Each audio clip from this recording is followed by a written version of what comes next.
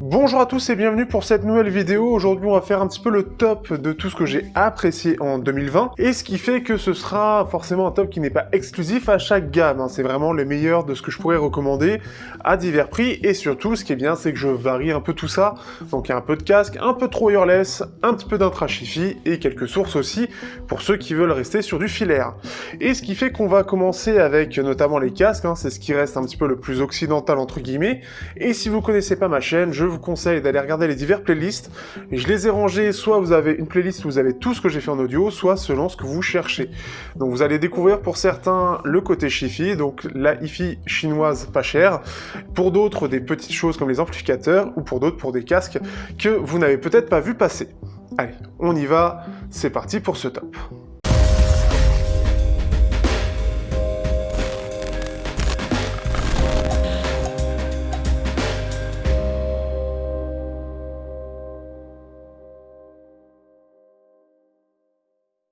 On va commencer par les casques, et on va commencer par un casque que, encore une fois, et je le redis par rapport à mes tests, je n'aurais jamais pensé mettre dans un top, et c'est le Skullcandy Crusher ANC. C'est un casque qui aujourd'hui se trouve à 180 €, on le retrouve aussi avec le Crusher Evo, et je vous conseille de regarder le test pour voir la comparaison avec celui-ci. La particularité de ce casque, au-delà du fait qu'il fasse ANC, un peu comme tous les casques actuels, c'est surtout qu'il a ce qu'il appelle des basses sensitives, donc à conduction osseuse. Au-delà des drivers classiques, ou qui sortent le son comme n'importe quel casque, ils ont mis un système de moteur vibrant, de moteur haptique, et ça va utiliser la conduction osseuse pour permettre d'améliorer un peu les basses, entre guillemets. C'est très efficace, c'est très percutant, et vraiment c'est très réussi, et par rapport au premier modèle, ça a été beaucoup amélioré. On pourra lui reprocher cependant le fait qu'on ait un souffle très présent dû à ce système, mais le fait que ce soit réglable, le fait qu'on ait un son qui soit très agréable, et surtout pour ceux qui adorent les basses, eh bien vous aurez quelque chose qui est vraiment sympathique. En plus de ça, le fait que ce soit réglable fait que chacun pourrait y trouver son compte. On continue avec, cette fois-ci, du plus classique, mais aussi plus cher, Sennheiser. J'ai testé le casque il y a très peu de temps, et je trouve que c'est un casque qui, pour le coup, est très intéressant, encore une fois, pour ceux qui sont amateurs de basse. C'est un peu moins réglable, mais on a un égaliseur, mais on a quelque chose qui est très technique en termes de performance. En plus de ça, ça va plaire à la plupart des gens, c'est-à-dire le fait qu'il y ait quand même un peu de basse et que ça prenne un peu le pas sur le reste, comme le Sony, mais je le trouve justement plus intéressant que le Sony du fait qu'on ait quelque chose qui soit un peu plus équilibré tout en ayant une bonne dose de basse, que ce soit globalement plus technique et un peu plus clair. Le Sony, je le trouve un peu trop boueux, un peu trop étouffé et tout dans la basse, ce qui est un peu moins sympathique. En plus, le design est toujours très agréable et il est très agréable à porter. Le problème étant qu'à 400 €, ça reste quand même assez cher. Après, il y a le PXC 550 Mark II qui est sorti, qui peut être une bonne alternative. Je ne l'ai pas encore testé, mais peut-être bientôt.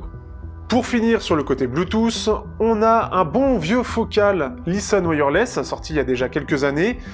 Le problème étant que justement, il est en micro USB et ça va être son principal souci. Pas d'ANC aussi, mais son prix est beaucoup plus doux. On est aux alentours de 130 €, on a un son qui est vraiment sympathique, un rendu très similaire au Sennheiser Momentum, mais avec une signature équilibrée. Donc c'est doux, c'est agréable, c'est jamais de sibilance particulière, c'est plutôt bien technique et ça se comporte bien face à des casques plus chers. Forcément par contre, pas de réduction de bruit active, donc ce sera un peu moins performant, mais la réduction de bruit passive, le fait que ce soit bien isolé de base, fait que c'est pas si dérangeant.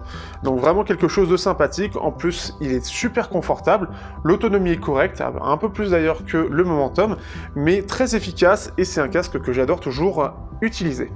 Pour finir, on va passer au Philips SPH 9500 qui est actuellement branché comme vous pouvez voir. C'est un casque ouvert, on peut le trouver à 50 € sur AliExpress et à ce prix-là, c'est un superbe rapport qualité-prix. Si vous voulez découvrir ce que c'est qu'un super casque ouvert pour vraiment pas cher, eh bien c'est vraiment lui. En plus de ça, si vous êtes un grand joueur, clairement il est excellent. On a une super spatialisation, c'est très précis, c'est très détaillé, on a un son qui est assez neutre et pourtant qui en jeu est vraiment terrible, mais aussi pour les musiques où c'est très agréable. On a le côté complètement ouvert, on a un son qui est ample, qui est encore une fois un peu plutôt neutre et qui reste pourtant très vivant. À 50 €, c'est vraiment un must à voir ou à découvrir. En plus de ça, vous avez même droit à un petit système en plus, alors qu'il coûte 40 € si vous voulez l'utiliser en sans fil. Par contre, pas d'isolation, c'est un casque ouvert.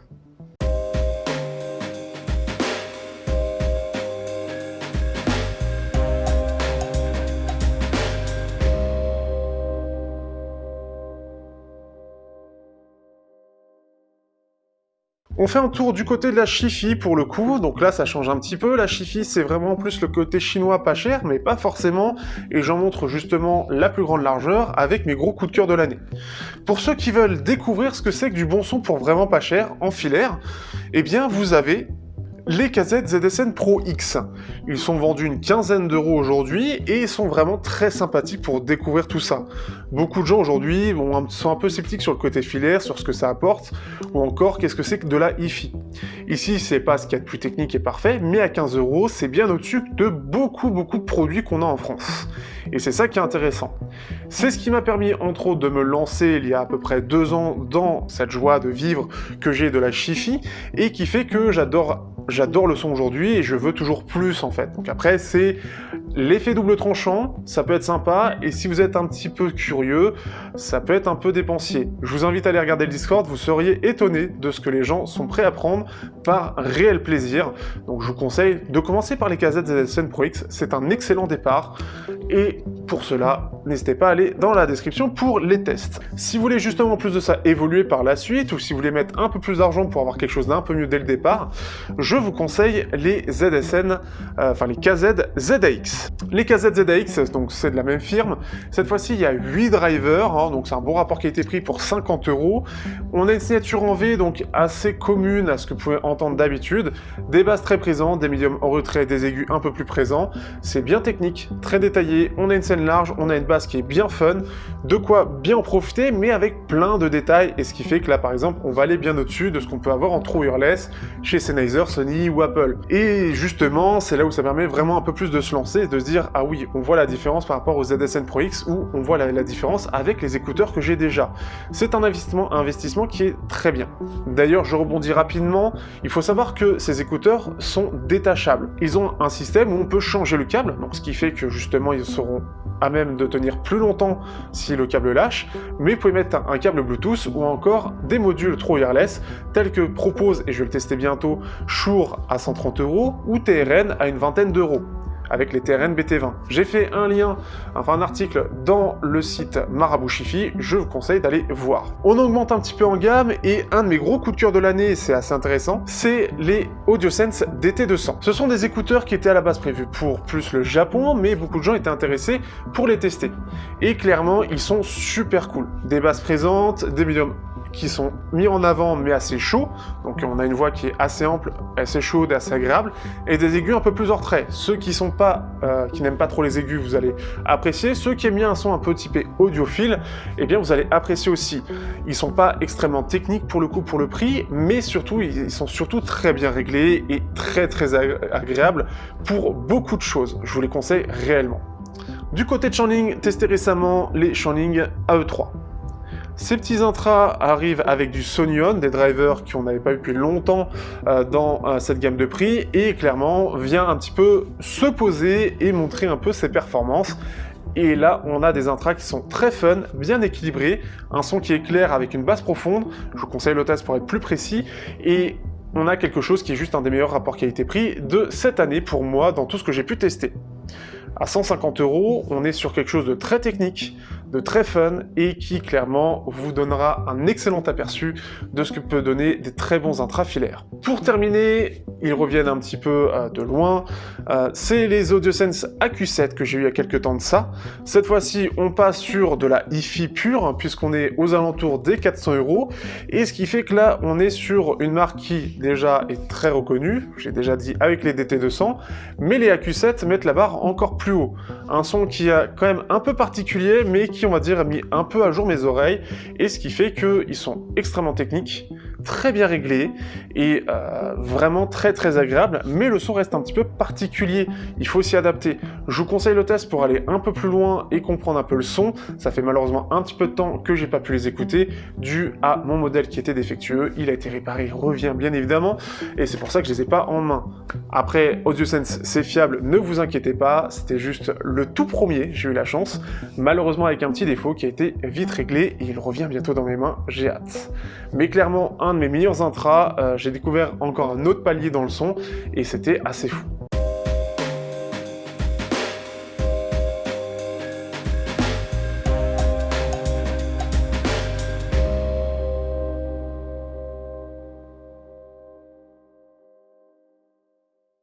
On revient cette fois-ci à des choses un petit peu plus communes, puisqu'on va parler des écouteurs True Wireless, et je vais vous parler de 3.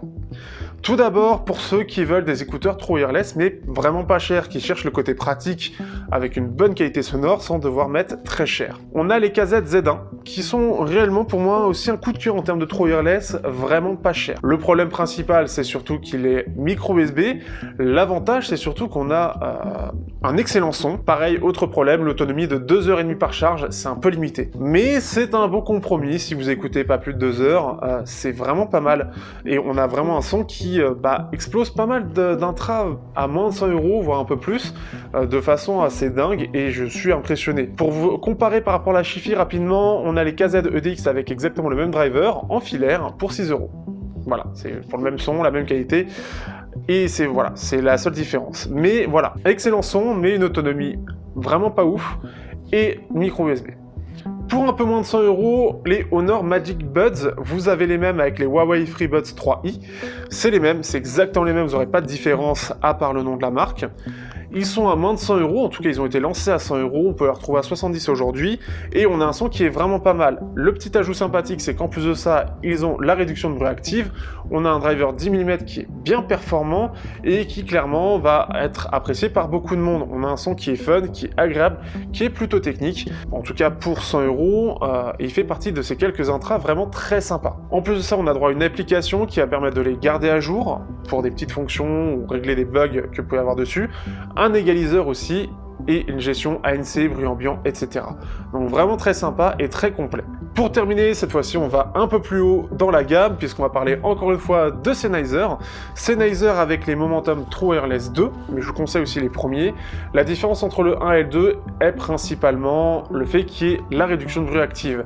Sinon, on est sur à peu près le même matériel, et ce qui fait qu'on a quelque chose qui est vraiment très très sympa pour du True Wireless. Ce qui fait qu'on a un son qui est ample, qui est bon, qui est bien réglé, assez équilibré pour ne pas dépasser des deux côtés, et qui est vraiment technique. Je l'ai préféré à ce qu'a proposé Apple ou Sony.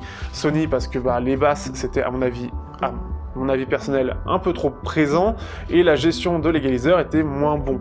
Donc j'ai préféré là-dessus. Par contre, la réduction de bruit active reste un peu anecdotique, et c'est un peu le principal problème. Au-delà de l'autonomie qui est un peu moyenne avec ses 4 heures, voire 3h30 avec l'ANC, c'est que justement l'ANC n'apporte pas une grosse plus-value, c'est un léger plus qui est juste là pour dire regardez, on a mis de l'ANC. Ça peut pas être parfait. Après voilà, on a ce qu'il y a de plus technique en termes de True Wireless à l'heure actuelle.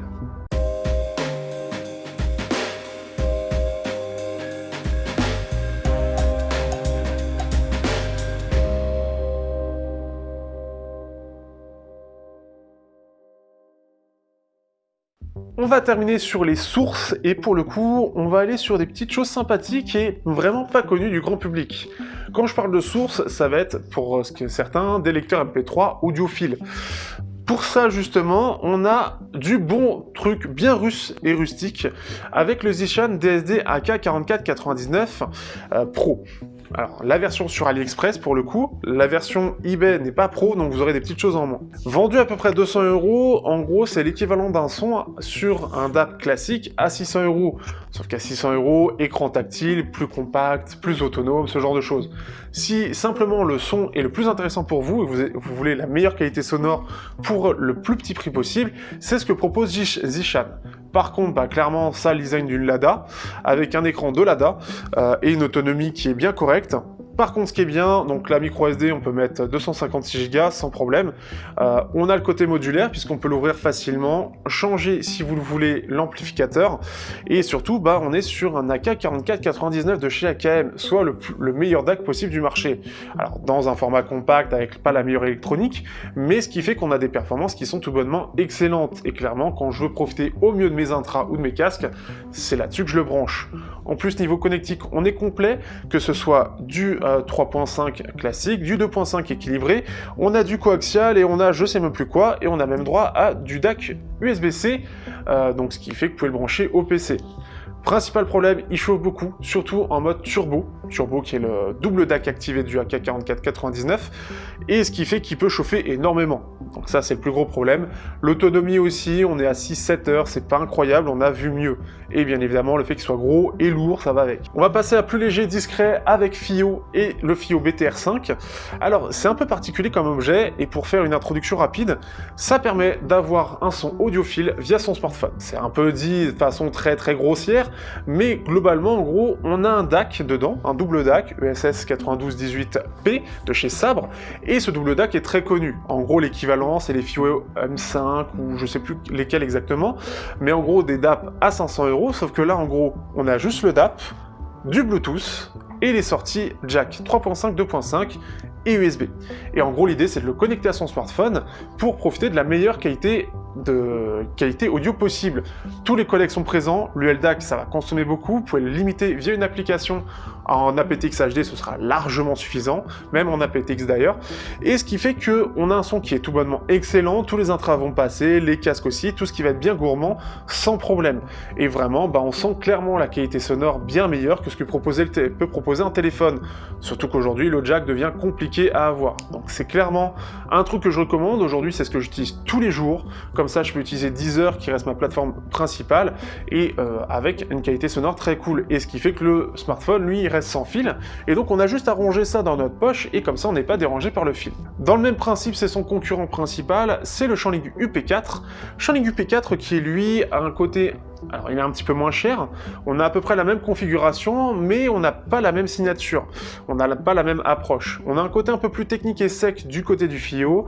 Sur le ShangLink UP4, on a quelque chose qui est un petit peu plus rond, j'ai envie de dire, donc des basses un petit peu plus présentes, beaucoup mieux pour des intracks filaires qui sont full armature équilibrée, complet armature équilibrée, donc c'est un type de driver pour ceux qui ne connaissent pas, et ce qui peut être mieux expliqué dans le test, justement, sur ce point. Aussi, on est pareil, du 2.5, 3.5 mm, DAC USB-C, et aujourd'hui, par exemple, lui, je l'utilise principalement sur mon PC, pour jouer ou pour écouter de la musique de façon optimale. Alors après, il y a encore mieux, mais au moins c'est multifonction. Et c'est aussi le truc sympathique, c'est qu'on peut l'utiliser sur son PC pour avoir une excellente qualité sonore. Pareil, par exemple, j'ai pu le comparer au K1 Play D2, on a exactement la même qualité sonore et la même signature, mais là, pour aujourd'hui, entre 80 et 100 € contre 300-350 € pour le K1. Donc c'est là la grosse différence. Donc c'est un peu particulier, c'est assez nouveau, mais ça peut vous plaire pour certains, surtout si vous vous intéressez à la Chi-Fi. Il y en a bien évidemment des moins chers, donc je vous conseille de regarder notamment le Jade Audio XC3, vous avez aussi le FiiO BTR 3K, ce genre de choses, donc vous en avez plein d'autres. Si vous êtes intéressé par tout ça et que vous voulez en savoir plus, n'hésitez pas, dans la description, vous avez tous les tests, vous avez le Discord aussi, et tout simplement aussi, pour certains, n'hésitez pas aussi à faire des retours sur vos propres achats, et pour faire plaisir à Noël, ou si vous êtes fait plaisir vous-même. Et puis voilà, tout simplement. J'espère que ce top vous aura plu, je suis assez content, j'avais peur de ne pas pouvoir le sortir, j'ai pris un créneau pour le faire, et c'est sympathique et ça change un peu. Je suis assez content, mon aventure dans le côté Chi-Fi, Hi-Fi, casque, tout ça avance, et ça me permet d'avoir quelque chose d'un peu plus large en termes de top. J'espère qu'il vous plaira, si vous avez des questions, n'hésitez pas, vous avez Twitter, vous avez YouTube dans les commentaires aussi, vous avez le Discord aussi, vous aurez plein de gens qui commencent à peupler, on est un peu plus de 200 aujourd'hui, et qui pourront vous répondre, notamment sur la Chi-Fi. Sur ce, je vous dis à bientôt pour de prochains tests sur Technoid.